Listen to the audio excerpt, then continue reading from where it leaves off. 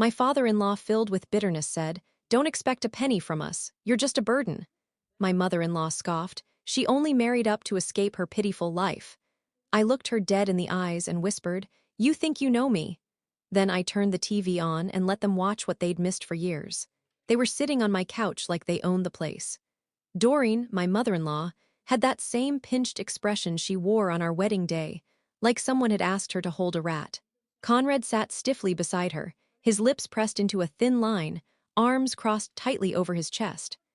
"I'm going to say this once, Mallory," Conrad said, leaning forward like his words carried the weight of some final judgment. "Don't expect a penny from us. You're just a burden." Doreen didn't even blink. She sniffed, her voice colder than the air coming from the old window unit. She only married up to escape her pitiful life. I could feel Clara's footsteps upstairs. She was in her room, likely drawing or curled up with that old copy of Charlotte's Web she loved so much.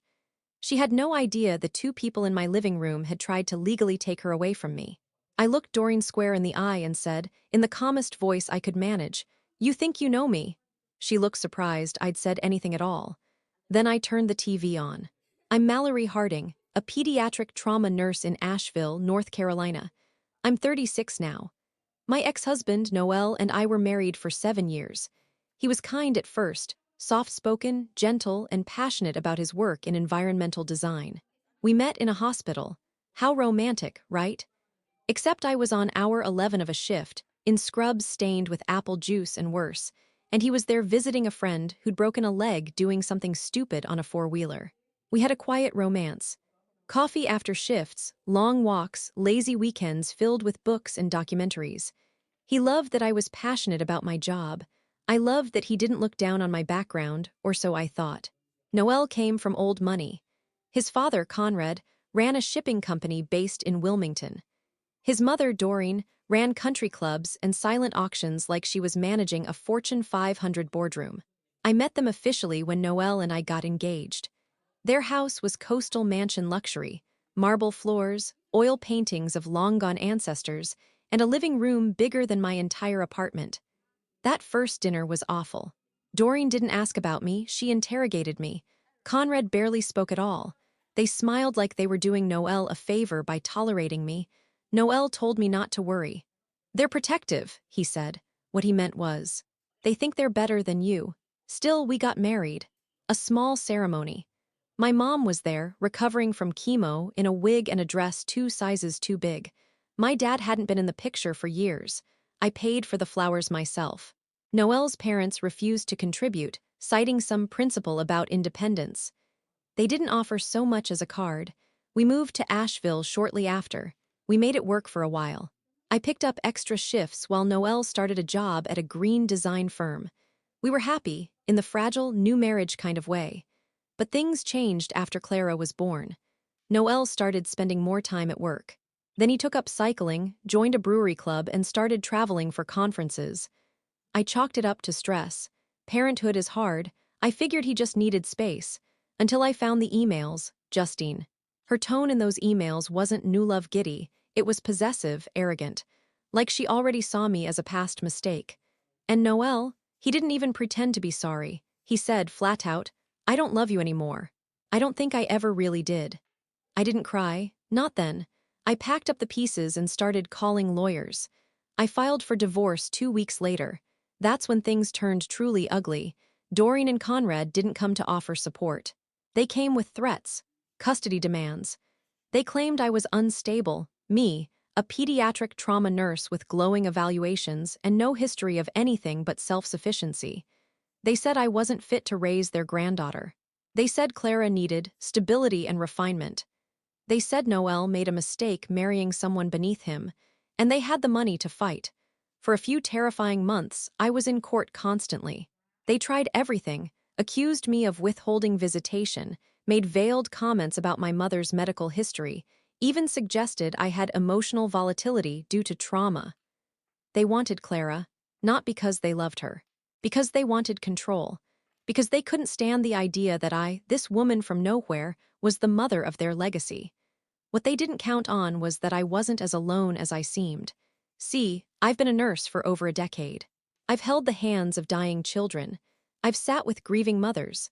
I've cleaned blood from my shoes and gone back for more. You build quiet allies in this job: doctors, nurses, patients, even journalists. One of them, a woman named Eliza, was a former patient. She'd been in a car wreck as a teen, and I'd been her nurse for 2 weeks in the PICU. Now she works as a reporter at a local news station. When she heard about the custody fight, she called me. "Let me tell your story," she said. "You don't have to speak. Just let me show people who you really are." I hesitated. I didn't want to drag Clara into the spotlight. But then, one night, Clara asked me, "Mom, will I have to live with those people?" That was it. I agreed. The story aired 2 weeks later. It was an 18-minute segment called "Fighting for Clara," the nurse behind the headlines. It featured video from the hospital, blurred faces, of course, showing me in the ER, helping a child after a school bus accident.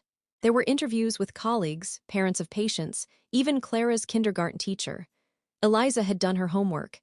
It ended with a quiet clip of Clara, sitting in our backyard, saying, "I love my mom because she makes me feel safe."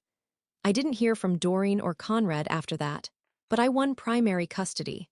Noel got an every other weekend visitation. His parents were granted 0 rights. I rebuilt our lives, day by day. Then, one day, maybe out of bitterness, maybe pride, they came to my door. That's where this all started.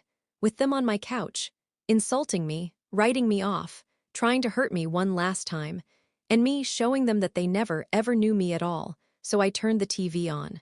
Let them sit in their designer clothes on my second-hand couch and watch me save lives. Let them see Clara's face, on screen, smiling. Let them hear all the things they never cared to learn. They left in silence. And I closed the door behind them, not with anger, but peace. Because I didn't need their money. I had everything that mattered. I didn't hear from them for nearly a year after that day. Not a text, not a card on Clara's birthday, not a phone call. At first, I braced myself for retaliation, another legal move, some stunt through Noel, who was still floating through life on half-promises and expensive distractions. But it never came. I think they understood, finally, that I wouldn't be intimidated. And maybe, for the first time in their lives, they'd been forced to sit with the realization that their money couldn't manufacture the truth. Noel moved to Oregon that summer, supposedly for a consulting opportunity. He told Clara about it over a rushed FaceTime call that ended with her crying into my lap. He didn't make much effort to see her after that. The visits that once came every other weekend became once every couple of months, then holidays only, if that. Eventually, Clara stopped asking when her dad was coming. I didn't speak badly about him in front of her. I answered her questions honestly but gently. When she asked why he didn't want to live nearby anymore, I said, "He's still figuring out what kind of dad he wants to be." It hurts to say that, but it was true. Meanwhile, life kept moving. I picked up more hours at the hospital, not because I needed the money, though God knows being a single mom never made things easy, but because I felt a sense of purpose again. There was something about reclaiming the identity they tried to strip from me, as if being a nurse wasn't enough, as if being a working-class woman raising a daughter made me somehow inferior. There's something deeply stabilizing about returning to what you're good at after someone's tried to erase you. I became part of the hospital's trauma committee, started mentoring younger nurses, even gave a few lectures at the community college. People knew my name now. Some would bring up the story Eliza aired, and I always smiled, but inside, a small part of me still resented that it had to come to that I had to put my life on display to be taken seriously. Clara started 3rd grade that fall. She made friends easily, probably too easily, because she started inviting every new friend over like they were long-lost cousins. I didn't mind.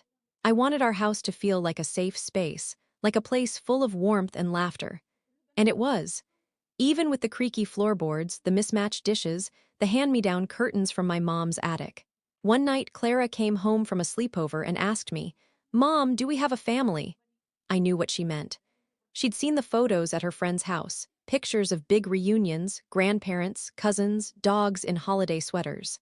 I thought about Doreen and Conrad, sitting in their silent mansion by the water. I thought about Noel, always chasing something new to fill a void he didn't want to name. I thought about how Clara had only really known one consistent person in her life, me. "Yes," I told her. "We do." And she said, "Okay," and went back to playing. It was such a simple exchange. but I cried in the bathroom after she went to bed. Not because I was sad, but because I realized how strong we'd become, just the two of us. I was still cautious about them, though. Doreen and Conrad, I mean, people like that don't let go easily. Sometimes control is the only thing they know how to love. I half expected them to reappear when Conrad fell ill, which I found out about through someone at the hospital who'd once been friends with his doctor. He'd been diagnosed with congestive heart failure. Doreen didn't call. Noel didn't mention it either, even though I'm sure he knew. But one day, a manila envelope appeared in my mailbox. No return address, just our names, mine and Clara's, typed in neat font. Inside was a letter, from Conrad. It was only a few lines long. He wrote, "I won't ask for forgiveness, but I see now what I chose not to see. You raised her well, better than I ever could have, that's all." No signature, just those words. I didn't know what to do with it. I kept it in the back of my dresser drawer. I've never told Clara about it. Maybe I will one day, when she's old enough to understand the weight of pride and silence. Conrad died a few months later. Doreen didn't call.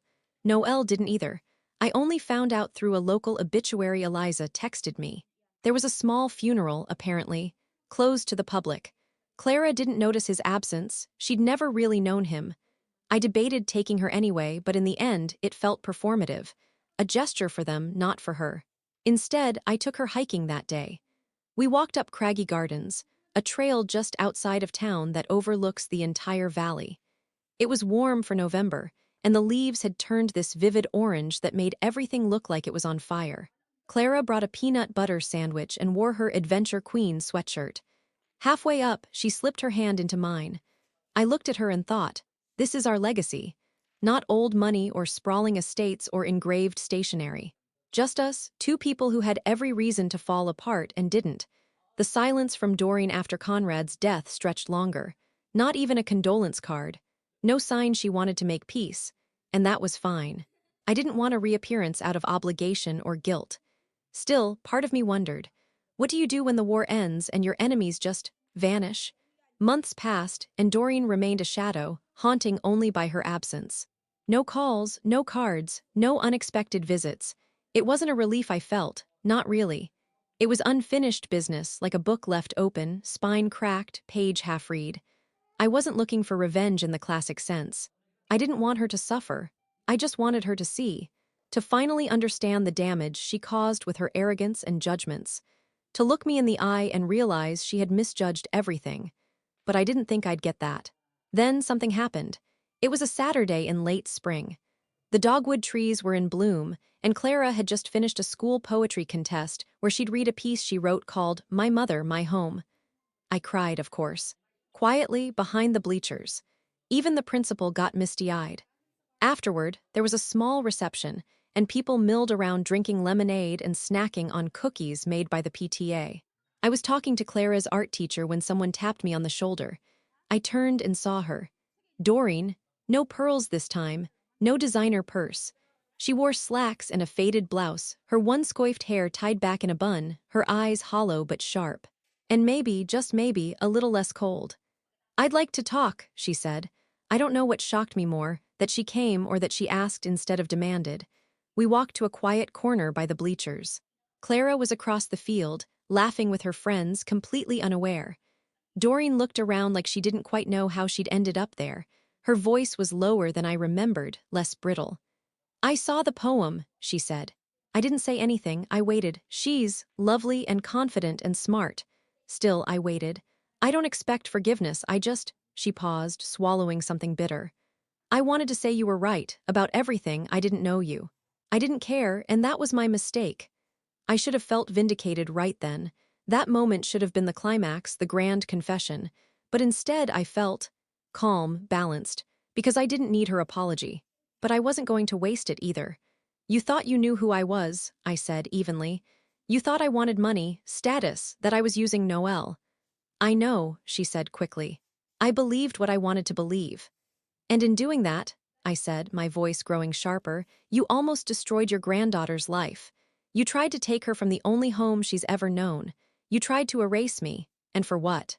Because I didn't go to cotillion. Because I worked night shifts and wore sneakers instead of heels." She lowered her eyes. "You can't undo that." But you can choose differently now. She nodded slowly. I'd like to be in Clara's life, if you'll allow it. It would have been easy to say no, to walk away and leave her to rot in the gilded cage she'd built for herself. That would have been revenge in its purest form, denying her access to the one person who would have brought joy to her twilight years. But I didn't want bitterness to be Clara's inheritance, so I set conditions. You come around on Clara's terms, you don't talk about the past unless she asks, and you never undermine me as her mother.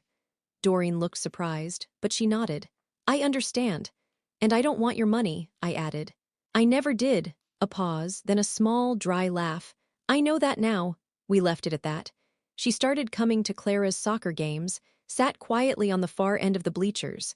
Sometimes brought her cookies. They began to talk, awkwardly at first. Slowly, they found common ground, books mostly. Clara had no illusions about her grandmother's past behavior. I didn't sugarcoat it. But I told her people can grow if they want to. And Doreen did, in her own clumsy, stilted way. The real revenge wasn't in watching her apologize. It was in watching her change. Watching her realize that love can't be bought, that legacy isn't measured in net worth but in bedtime stories and scraped knees and tearful poems at school contests. One afternoon, about a year after that conversation, I came home to find a box on our porch. Inside were baby pictures of Noelle, a few old letters, and a note addressed to me in careful script. This should have always belonged to Clara. I was too proud to share it. I hope one day she'll look at these and know that, even in my ignorance, she was deeply loved. There was no signature, just that. I gave the photos to Clara that night. She flipped through them with a smile, then asked if we could make a scrapbook. So we did, together. And I kept the note. Not for me, for Clara. So one day, when she's grown and building her own life, she'll know that we changed the story. Not through cruelty, not through screaming matches or slammed doors, but by standing our ground, by being unshakably, unapologetically real, and letting the truth speak for itself.